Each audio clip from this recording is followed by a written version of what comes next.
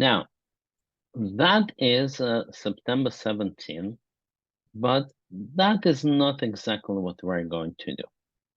And that is because, first of all, I was very busy teaching a class in security, was actually for IRS, but you would expect that government employees are no good nicks, but not at all. They were extremely knowledgeable.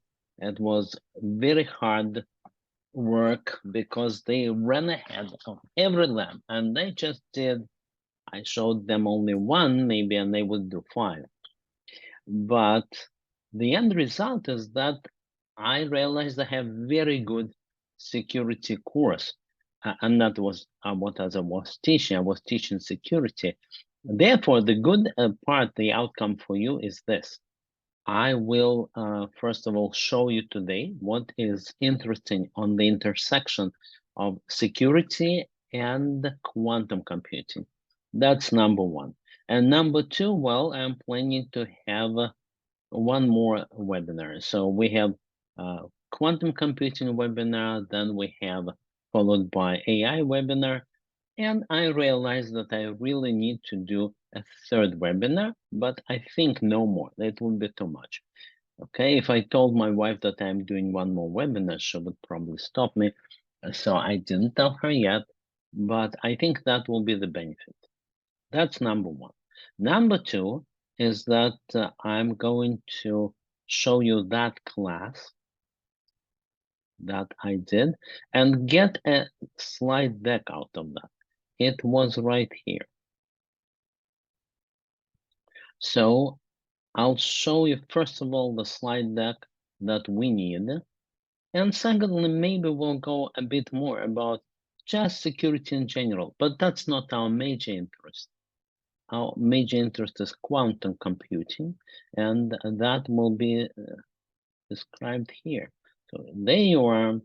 I'm taking this download. Okay, and I'm giving you these slides.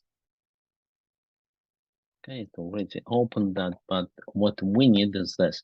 That is your link, that is your quantum computing, and that opens the folder where I store various important things.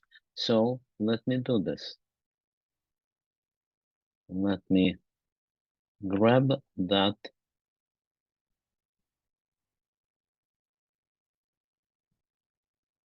Download that I just did. Let me move it to my desktop so that it's there. And also let me drop it here in the folder. Oh, just a bit like that. Oh, why doesn't it want to land there? What's wrong? Oh, because it's already there. No?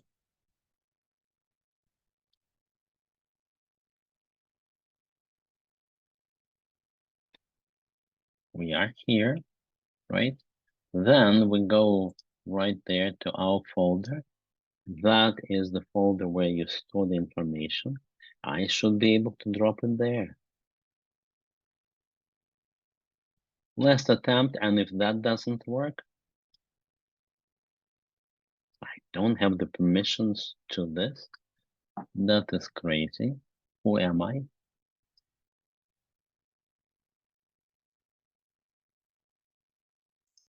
That's who really I am, right? Now that I'm this, and I'm opening this folder, opening it like that, I really want for you to have that. There you are. Oh.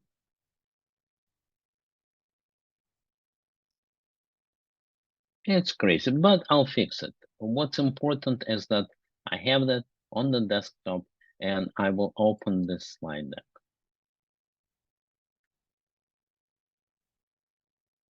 Okay, now I see there was something on the chat. Can you share the link here, guys? Of course you will ask that. Now, the security I'm not sharing right now, just because I'll have it next week I'm starting.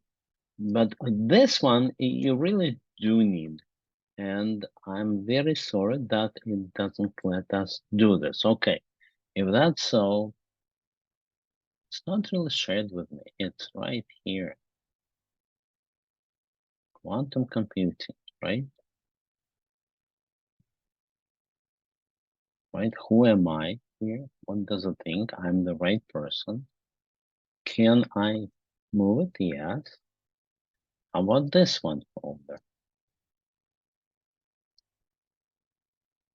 For that folder, I'm not the right person, so I want to become the right person.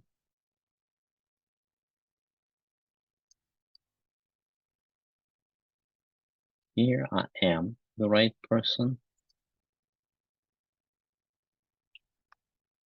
I apologize for all that. It still doesn't think I'm the right person. Okay, so can I find quantum computing here?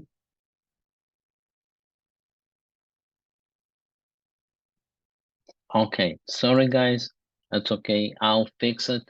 And when you get an email saying that's your recording with my manipulations of that drive, you will get the right thing. So, okay.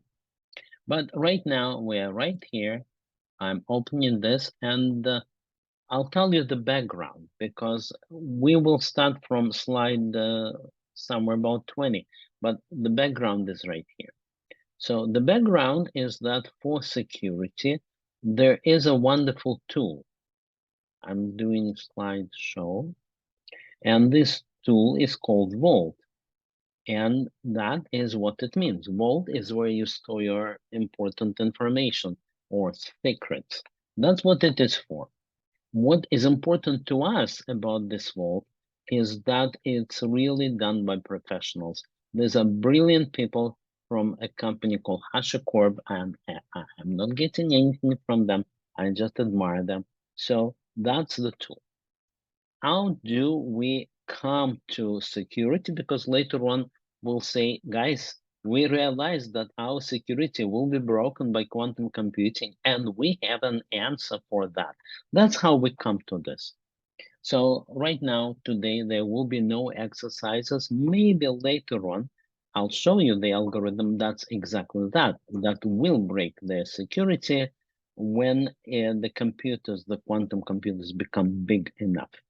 But now the tool works like this. You come to a hotel, that's the explanation. You come to the hotel and there is a receptionist there and you prove that you are who you are. This is called authentication. You give them the driver's license. Once you get the trust from them, they will give you the key. Now, if you remember how that works with the hotels, you get the key that allows you specific things. From what I remember from the travel times when still there was travel, you get a card.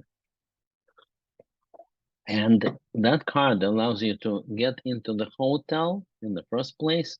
The front door is always open, but the back door, that's what the card gives you. And that's the essence of the tool. So you can make an analogy between you and the client, between the hotel and the vault. And in the hotel, there are many entrances that your card allows you to use. And in the vault, there are many interfaces, API, CLI, and UI, that with your authentication, you can get in. All right. If that's so, then that talks about how you would access that. But what we want to talk about is there is a full analogy between hotel and this tool. And the analogy goes on that the hotel has walls and the tool also has walls, except that these walls are cryptographic. The wall is mathematical, okay? That's the terminology of this vault. I'm not interested in it by itself, except that every time you talk about this vault, you talk about encryption. Here is the encryption key, here's the master key. That's how it really works. By the way, for your information, if you don't know how it really works, is this. There is a master key that allows you to open vault, but a few people need to be present to open the vault. That is true in the physical world. When you open a significant bank, you don't open it by yourself, but you open it as a group of people. Here it's even better. You get 5 keys, let's say, and 3 of these keys have to be present using elliptical cryptography, so that any 3 of the 2 are good enough and you open both. Well, that's all because of cryptography, and cryptography is the key and the walls that are working there. All right, then we're talking about the cryptography that people use today. That's called asymmetric cryptography. In other words, you have 2 keys. We're all familiar with the fact that you have a public key and the private key, but we'll talk more about this here. Before there was asymmetric cryptography, there was symmetric encryption. You have 1 key. There is Alice and there is Bob. Alice wants to be friends with Bob, so she sends him some message, and Bob replies. They all have the same key, so they use that same key to encode the message and also to decode. That is good enough, except that there is Eve, the eavesdropper, and she might be eavesdropping. Now, Bob and Alice, of course, do not live together as yet. They do not live in the same location, and they need somehow to exchange that key. That's where Eve intercepts that key, and from then on, she knows all about them. That's the problem with symmetric encryption. Now, there is an Enigma machine created by the Germans and encrypting their secrets during World War II. The encryption goes like this. You take every letter and go through this machine, and it encodes this letter. That's an example of encoding. And essentially, you need the same machine for decoding. British, of course, did not have the same machine. They could not decode what the Germans were saying. And again, I forget the name of the famous mathematician, Alan Turing, who was in charge of this project, and he invented this machine that would decrypt the code. Okay. Now, Germans kept improving this machine. They kept adding keys. Accordingly, British kept improving their machine, but in the end, they had the code. Okay. That doesn't work today because you need this key sharing mechanism. And here you are, they invented a new approach. There are 2 keys, public and private. Public is indeed public, and you can publish it on the website. Anybody can get that key. So Bob gets this, publishes the key. Alice gets that key, and now she encrypts the message that she wants Bob to read and sends it back to Bob. Well, Bob cannot decode it using his public key. He can only decode it using his private key. That private key he keeps absolutely private, doesn't give it to anybody.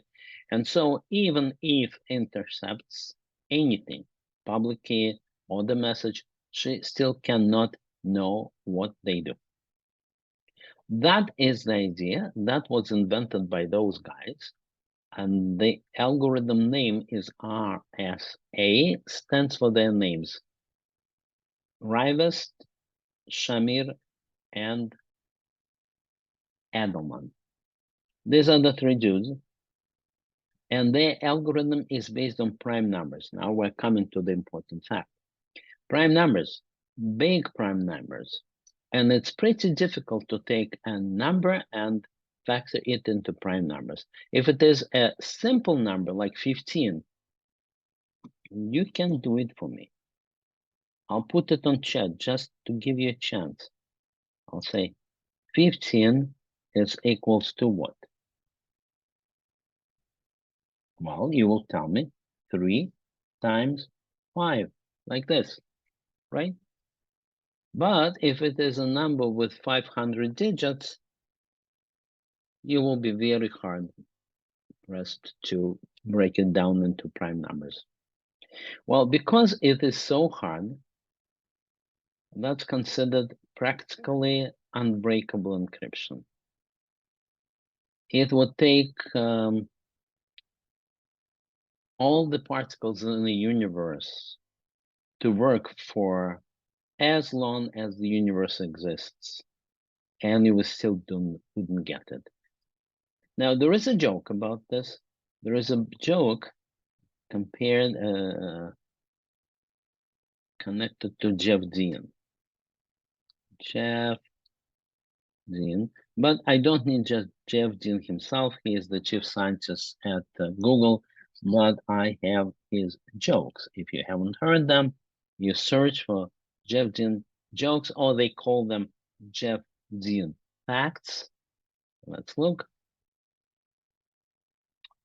And there is my favorite, that compilers do not warn Jeff Dean. Dean warns compilers. That's a parody of the karate movie. Jeff Dean once failed a Turing test.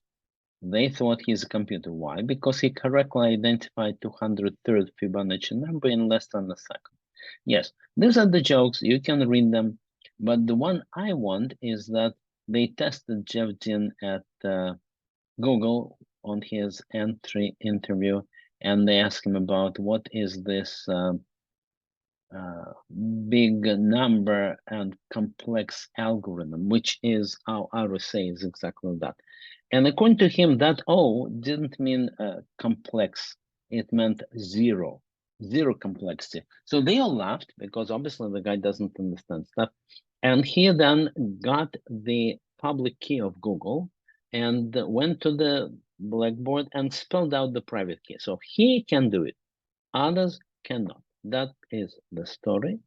And we're going back. This guy's invented. Now, that was invented only in 77, and after that, commerce was possible. Without you giving me credit card in the encrypted form, anybody can get it from our conversation. But with this, it's coming encrypted. All right, good enough that you maybe didn't know, but we're coming to the fact that quantum computing can break it. Okay, and that is their blog post. So I'll show you the blog post, but first I'll give you the summary. That I'm taking RSA 2048. That's encryption with 2048 digits. Normally, it will be too hard. Normally, it's longer than the lifetime of the galaxy. So by the time you have the answer, you don't exist anymore. But if you have powerful quantum computer, you can break that in 30 minutes. That's reasonable. So let's look at this blog post.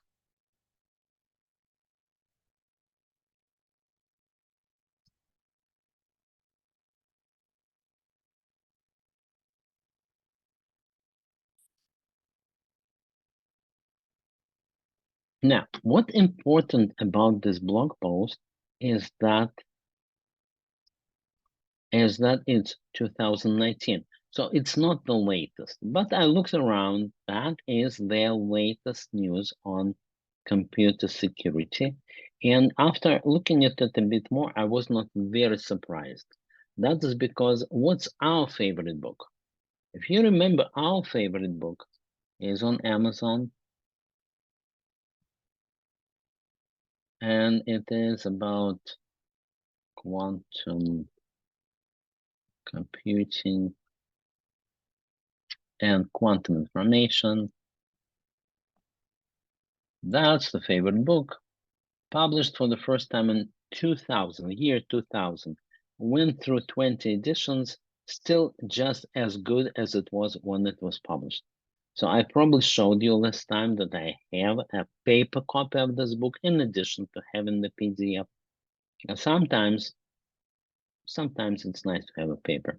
So even though it was written in 2000, it's still the best. So even though the computers make advance, the IBM computer is now 433 qubits, and we need a few million qubits, and they will get there. But the theory was developed in 2000, and it's still correct, still applied. Recently, they celebrated 10th edition, and my copy is published in 2020. So if we're not surprised with this, we're saying this information is current, we can use it, then we close that, go back to the blog, and we will be armed by knowledge that 2019 is not bad. So here they describe the problem that I already showed you, that there is Peter Shor, I think he works at MIT, and he invented this algorithm to break numbers into primes. So practically all he could do, or all that people could do using his algorithm, was exactly that. I gave you the text chat, and I said that you can say 15, and it will tell you, oh, 15, that is 3 times 5. But for that, we don't really need them. No, not 5 was 3 times 5, but really this. Okay. Well, of course, you don't need quantum computer for that. But for large numbers, you do need a quantum computer. And if you can factor big numbers into primes, then you can break the RSA encryption. And that's what they're talking about. So that's called cryptanalysis. And they first introduced this problem. When they write it, IBM's computer is 65 qubits. 2 years later, it's 10 times more. Now, nevertheless, it is a real threat. And the latest I saw was that today, 2023, is exactly the year of turning. And they say that it will take about 10 years, 5 years to come up with the larger computer, but it will also take about 5 years to come up with unbreakable encryption. It's not immediate. The algorithm is well known, but the implementation will take 5 years. So we're in interesting times when who knows what's more important, quantum computing or ChatGPT. In any case, they describe what they're going to do. And one of the thing is that you can have devices that allow you to communicate securely. So in those cases where you need secure communications, you will have to use this device. Another approach is to have algorithms that are not breakable, even by quantum computing. That's what they talk about. And I will show you later, as we finish this, I will show you how exactly the device works. So you get the idea. So they talk about quantum security involved. Now that is familiar diagram. That is a quantum computer, and it actually mentions Shor's algorithm. They don't go too deep into this because this blog post is not supposed to explain exactly how it works. We will, however, I think that next time we'll talk about Shor's algorithm, how it works. But right now, I'll tell you in 2 words. What it does is it takes the space of probabilities, because we remember that with quantum computing, we're talking about probabilities of they show very many qubits being in this state or that state. So the idea of Peter Shor is to squeeze these probabilities, squeeze them in such a way that the answer you're looking for becomes much more probable. So then you run the algorithm many times, and those answers that stand out, you get them as probable dividers of your big number. Probable still because you get not one, but a few answers, but you can check. Checking uh, division is really easy once you have the number. It's finding the number, it's hard. Okay, so that he talks about how you do it, and he does it with Fourier transform. Now we're getting complex enough because Fourier transform is taking your numbers and representing them as a infinite series. That's mathematics that we will deal with the next time. But in general, we know how that works, and they talk about this. And now they talk about what will happen when quantum computers are good enough. That's post-quantum cryptography. That's the idea of a new cipher. But I will show you something that is also very interesting, and I probably have it in my diagram, so that I already put it here when I was teaching. Yes, I think that is here. No, don't store it, just show.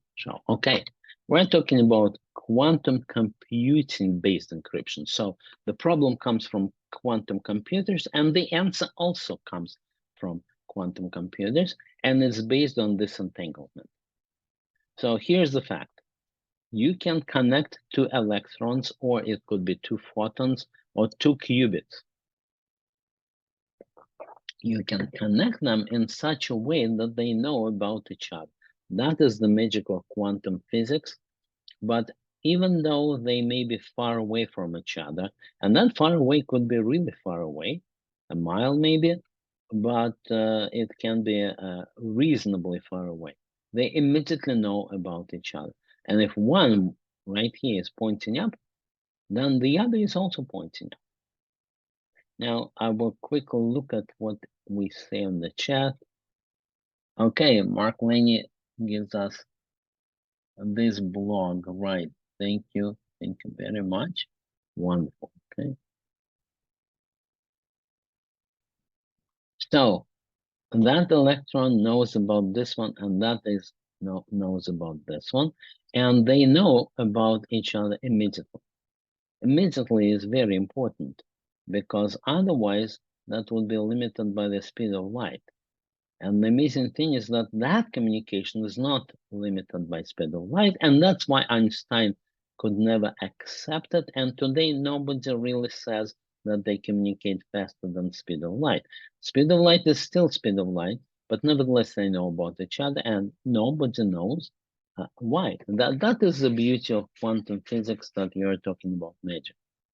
But now, practically, if these two guys know about each other, then every time that Eve, the eavesdropper, listens, measures that, this one also knows because they are what is called entangled.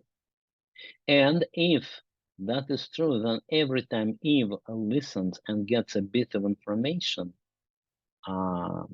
Alice, who sends that information, knows that she's being listened to. So the idea of new encryption is based on quantum computing, and it says that Alice just watches when her electron gets affected, and then she says, oh, they listen to us. But those electrons that were not affected, that one she knows Eve didn't get to listen to, and these are secure messages. That's the idea. So I remember that I investigated, and there are commercial devices that are working like this. I think they're made in Japan. So I have two things to do. Next time, to continue this, I need to show you commercial devices with quantum computing encryption, and I need to show you the Shor's algorithm. So here we are, right? To finish this up, to finish this conversation up, I'll copy it here. I'll put a copy here, and I will say that that's what we're going to do. So we'll put it on next week and here, and we'll say we want, well, we still want that because I didn't have a chance to do it, but we want encryption devices.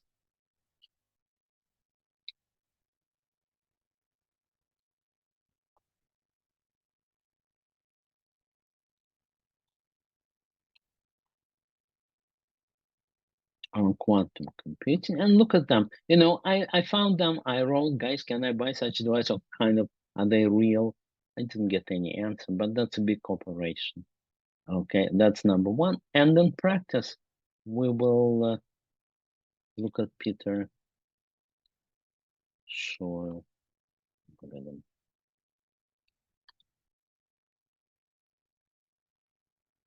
That's that. But we'll go back now to our discussion. Now, let me quickly look at Mark Laney is adding something, some link. Yes, that is the webinar. Yeah, thank you very much about that. So here we are. They talk about the road ahead. So I only covered it a little bit, like from the bird's eye view. I think next time, to be real, we need to finish that up as well. So here are the computers, and it's on theory. So that's here. That's what we will need to do to finish. But I think it would be too much to cover all of that in one session. So we have an introduction. We know what we're talking about. Next time, we will look at what we skipped this time, and we will have a much better idea where the encryption stands and what's the future brings. So at this point, I want to stop sharing and stop talking. And now you have a chance to say something, like you can tell me where are you listening from. That's one. And another thing you can tell me is what is your quantum computing interest? Now, some of you are regular and you already told me, but some are new, and so you can tell me where you're from and what is your quantum computer interest.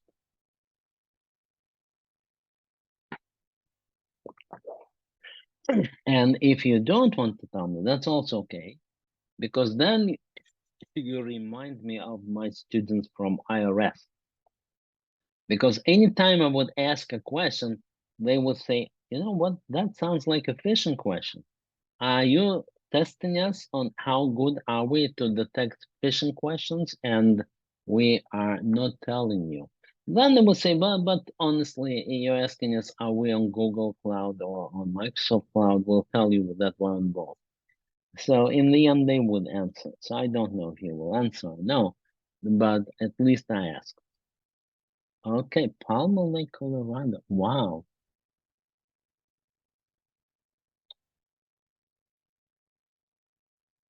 Okay, cool. Then, Mark, you came just to the right place. That's what I'm doing. This webinar or seminar is based on me teaching at another company.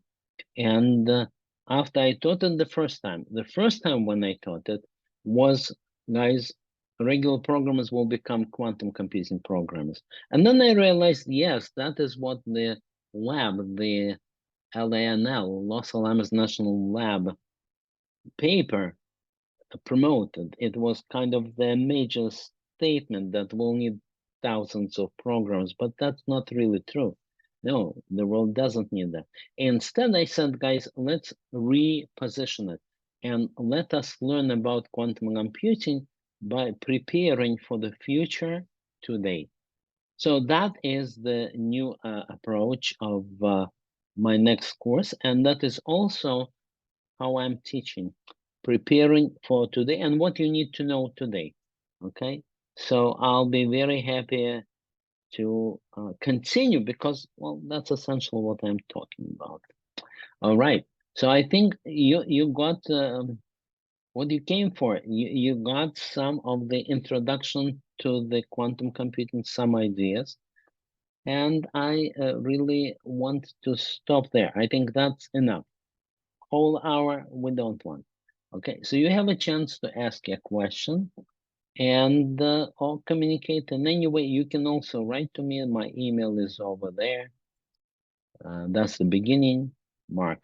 Okay, but other than that, I want to wish you a great weekend and a great year coming up. So I want to say all the best and see you next week.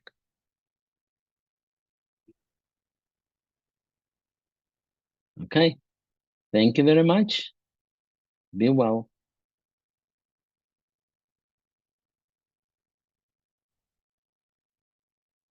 Yes, Italy. That's very nice. You're not far from Italy. I mean, in Poland, you're not far from Italy. And I hope it's just as nice in Italy as it always is. Yes, I'll show. I'll ask my organizer, and she will send the email with all the links that I said should be there, and they were not. So, interesting question from VJ. What are current commercial applications? You know, it's hard to answer because every time you ask the people, are there any applications? They say, oh, we don't even know what they will be. But I think that you can say that encryption is the actual commercial application. That's probably the only one. So that will come up. There will be a recording, Zhao Zheng. There will be a recording and it will come to you automatically. Nothing to do about that. So nice to see you, and we'll talk about this next time, but I will give you the recording. Thank you, and goodbye. Thank you. Bye. Goodbye.